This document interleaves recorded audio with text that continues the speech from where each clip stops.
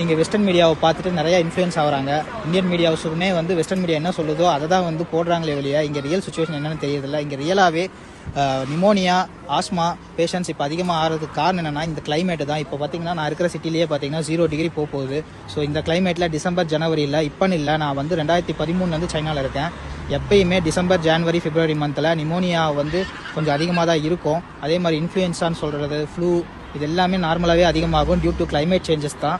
இதை வந்து மற்றபடி இவங்க சொல்கிற மாதிரி புது வைரஸ் வருவதாக இருக்குது, திரும்ப பேண்டமிக்கா, லாக்டவுனா, சைனா ஃபுல்லாக லாக்டவுனு, எமர்ஜென்சி அனௌன்ஸ் பண்ணாங்க. இங்கே இருக்கிற மக்கள்லாம் ரொம்ப கஷ்டப்படுறாங்க, சைனா அரசாங்கம் மறைக்குதுங்கிற மாதிரி எந்த ஒரு சுச்சுவேஷனும் கிடையாது. நீங்கள் உண்மையான கல நிலவரத்தை பாருங்கள். இந்த யூடியூப்பில் உட்காந்துட்டு தமிழில் இங்கே சைனா வந்திருக்கவும் மாட்டாங்க, வந்து பார்த்துருக்கவும் மாட்டாங்க.